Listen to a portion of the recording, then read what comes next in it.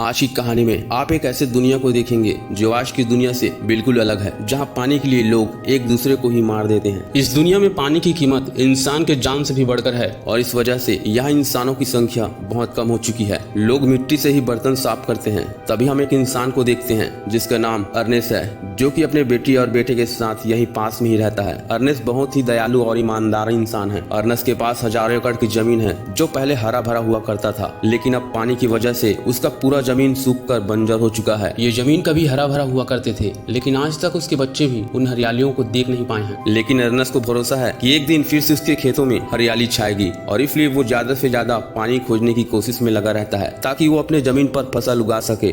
Ernest के पास एक खच्चर भी है जिसका उपयोग वो सामान ढोने या फिर सप्लाई करने में किया करता है। यहाँ एक ऐसी भी कंपनी है जो जमीन से पानी निकालकर उसे शहरों में अच्छे दाम पर बेचा करते हैं। एक दिन अर्नेस्ट इस कंपनी में आकर पानी का डिमांड करता है। वो कहता है, मुझे अपने खेतों में सिंचाई के लिए बहुत सारा पानी चाहिए। वाटरमैन कहता है, नहीं, हम इतना पानी किसी को भी नहीं दे सकते। ये पानी बहुत कीमती है और अगर तुम्हें पानी दे भी दिया तो तुम उसकी कीमत नहीं चुका पाओगे। और अब अर्नेस्ट और उसका बेटा मायूस होकर घर की ओर लौटते हैं।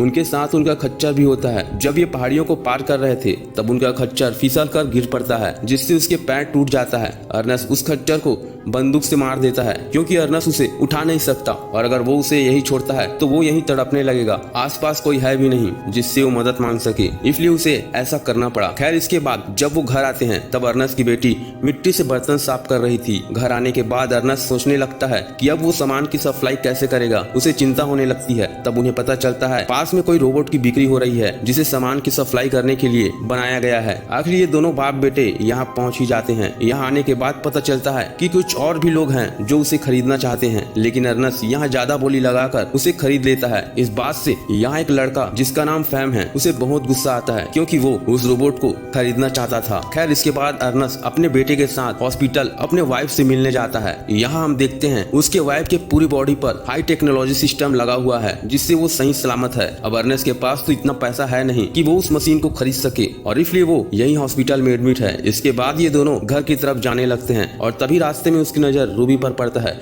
जिसे देखकर यही लग रहा था कि उसकी हालत कुछ ठीक नहीं है। दरअसल वो यहाँ अपने छोटे बच्चे को बेचना चाहता था और उन पैसों से वो अपने छोटे मोटे जरूरतों को पूरा करना चाहता था, लेकिन अर्नेस्ट उसे मना करता है। वो रूबी को पानी और खाना देता है। यहाँ रूबी उसे एक सच्चाई बताता है। वो कहता है, तुम्हारी बेटी का किसी के साथ अफेयर चल रहा है। दरअसल रूबी और अर्नेस्ट एक दूसरे को बहुत पहले से जानते थे, लेकिन ये बात सुनते ही अर्नेस्ट को बहुत गुस्सा आता है और वो घर जाकर अपने बेटी को डांटने लगता है। गुस्से में आकर उसकी बेटी कहने लगती है, मैं अपने लाइफ की खुद ही मालिक हूँ, लेकिन अब अर्नेस्ट उसे कमरे में बंद कर देता है। अगले दिन जब दोनों बाप बेटे अपने काम में जाने के लिए रेडी होते हैं तब वो देखते हैं उनका रोबोट कोई चोरी करके ले जा चुका है। अर्नेस्ट को लगता है कि उनका रोबोट फैम ने ही चुराया है। इसके बाद वो फैम को खोजने निकल पड़ता है। तभी यहाँ रास्ते में अर्नेस्ट को पानी सप्लायर मिल जाते हैं जो उसे बहुत मारते हैं और कहते हैं, तुमने रोबोट के साथ मिलकर हमारा पानी चुराया है। तब वो यहीं बेहोश हो जाता है। कुछ देर बाद जब उसे होश आता है तब वो देखता है कि वो चारों तरफ से उन सप्लायरों के बीच घिरा हुआ है। वो उनसे बार बार कहता है, मैंने पानी की चोरी नहीं की है, लेकिन कोई उसकी बात नहीं मान रहा था और अब ये सारे लोग उसे मारने के लिए आगे बढ़ते हैं। तभी इतने में अर्नेस्ट के हाथ एक गन लग जाती है और अब अर्नेस्ट उन्हें डराकर यहाँ से भागने में कामयाब हो जाता है। यहाँ से निकलने के बाद अर्नेस्ट फैम को खोजते हुए आगे बढ़ता है और आगे इत्तेफाक से फैम उसे मिल जाता है जो कि सो रहा था। यहाँ वो रोबोट पानी से लदा हुआ था, लेकिन अर्नेस्ट फैम पर गन तान देता है और इतने में फैम की आंख खुल जाती है। यहाँ गुस्से में अर्नेस्ट फैम से कहता है, तुम्हें अभी मेरे साथ पानी सप्लायर के पास जाना होगा और उन्हें सच्चाई बतानी होगी ताकि मैं खुद को बेगुनाह साबित कर सकूं। फैम तैयार हो जाता है, लेकिन चलते चलते अर्नेस्ट की तबीयत बहुत खराब हो जाती है। वो डिहाइड्रेशन का शिकार हो चुका था। फैम उसे पानी देता है। अर्नेस्ट पानी पीकर आगे बढ़ने लगता है, लेकिन उसकी हालत इतनी खराब हो चुकी थी कि सिर चकराने लगता है। यहाँ फैम मौके का फायदा उठाते हुए अर्नेस्ट को पत्थर से मारता है, जिससे अर्नेस्ट की यहीं गिरकर मौत हो जाती है। लेकिन फैम इन सब से बचना चाहता था, इसलिए वो रोबोट को यहीं छोड़कर चला जाता है, जिससे सबको यही लगने लगता है कि अर्नेस्ट चोरी करके मारा गया। अब फैम अर्नेस्ट की बेटी के पास आता है। दरअसल उसकी बेटी का अफेयर फैम के साथ ही था। यहाँ उसका बेटा अपने डैड के इंतजार में था क्योंकि उसे गए हुए काफी समय हो चुका था और इसलिए वो खुद अपने डैड को खोजने निकल पड़ता है। तब रास्ते में उसे पानी का एक बोतल मिलता है और साथ ही उसकी डैड की बॉडी। यहाँ उसका बेटा पानी सप्लायर के पास जाकर वो खाली बोतल उन्हें देता है। बोतल देखकर सप्लायर समझ जाता है पानी की चोरी अर्नेस्ट नहीं बल्कि किसी और ने की है, क्योंकि अर्नेस्ट चोरी करता तो बाकी बोतल भी यही होता। अर्नेस्ट के मरने के बाद फैम ने ऐसा प्लान बना रखा था जिससे सबको यही लग रहा था कि अर्नेस्ट को मारने वाला रोबोट ही है। ये बात उसके बेटे के मन में खटक रही थी, इसलिए वो एक हथौड़ा लेकर उस रोबोट को तोड़ने लगता है, लेकिन फैम आकर उसे रोक लेता है। यहाँ उसे अपने डैड के बिना सब कुछ सुना लग रहा था। तब यहाँ फैम आकर उससे कहता है कि वो उसकी बहन से शादी करके यहाँ उनके साथ रहना चाहता है, लेकिन ये सुनकर अर्नेस्ट की बेटा कुछ नहीं कहता। फैम कहता है वो उनके जमीन पर फसल उगाएगा और वो पानी सप्लायर के पास जाता है और उन्हें पानी के बदले बहुत सारे पैसे ऑफर करता है। सप्लायर उनकी बात मानकर उसे पानी देने को तैयार हो जाता है। अब यहाँ फैम अपने खेतों में बहुत मेहनत करता है और फसल उगाने में कामयाब हो जाता है। सब कुछ अच्छा चल रहा था। तभी एक दिन यहाँ बैंक से कुछ लोग आते हैं जो फैम से अपने दिए हुए उधार पैसे मांगने लगते हैं, नहीं तो वो उसकी जमीन हड़प लेंगे। फैम ने इस जमीन पर काफी मेहनत की थी, वो इस जमीन को नहीं देना चाहता था और इसलिए वो किसी भी कीमत पर बैंक से अपना कर्जा चुकाना चाहता था और इसलिए वो रूबी के पास जाता है और उस बच्चे को मांगने लगता है। रूबी फैम को अच्छी तरह से जानता था कि वो बहुत घटिया किस्म का आदमी है और वो फैम को मना कर देता है और अपना बच्चा किसी और को बेच देता है, लेकिन फैम को हर हालत में पैसा चाहिए था जिससे वो अपना कर्जा चुका सके और इसलिए वो रूबी को मारकर उसके सारे पैसे हड़प लेता है और यहाँ से भाग जाता है।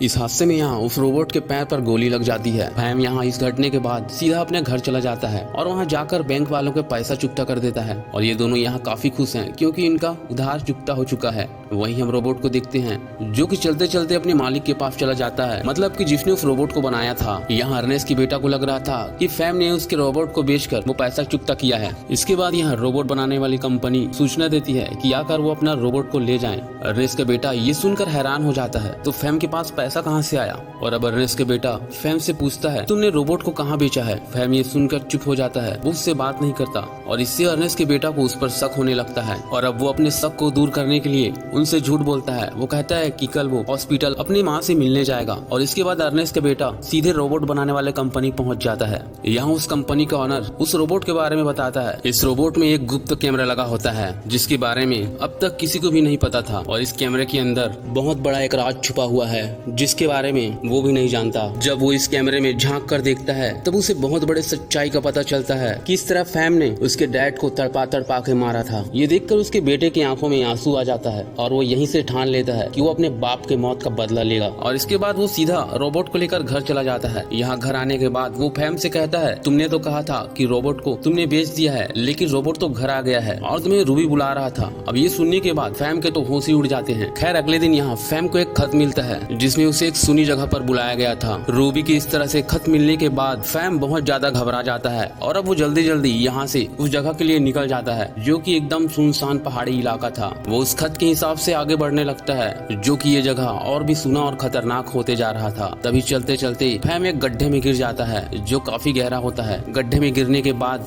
फैम को काफी चोटें आती है। वो इस गड्ढे से निकल भी नहीं पा रहा था। कुछ देर बाद यहाँ अर्नेस्ट का बेटा आता है और उससे बंदूक से शूट कर देता है और इस तरह से वो अपना बदला पूरा कर लेता है। दरअसल वो लेटर किसी रूबी की नहीं थी बल्कि ये अर्नेस्ट के बेटा का एक सोचा समझा प्लान था जिसमें फैम फंस चुका था। इसके बाद अर्नेस्ट का बेटा यहाँ वापस से घर आ जाता है। यहाँ घर में सब कुछ अच्छा चल रहा था। उसकी बहन जो कि अब प्रेग्नेंट थी, इसलिए अर्नेस्ट का बेटा उसे कुछ भी नहीं बताता और अब वो साथ रहते हैं। यहाँ उसकी बहन उससे पूछती है फैम का अब तक कोई पता नहीं। अर्नेस्ट का बेटा उसे समझाते हुए कहता है कोई नहीं, जैम बहुत जल्दी आ जाएगा, हो सकता है वो किसी काम के लिए बाहर गया हो, तुम्हें कुछ दिन और इंतजार करना चाहिए। इसके बाद उसकी बहन उससे कहती है इस बार हमारी फसल बहुत अच्छी तरह से हुई है और इसे बेचकर हम अपने माँ को यहाँ ला सकते हैं और अब वो दोनों तैयार हो जाते हैं। इसके बाद इस मूवी का द एंड हो जाता है। तो दोस्तों मेरे वीडियो को लाइक और सब्सक्राइब जरूर करिए। मैं मिलता हूँ आपको अगली वीडियो में।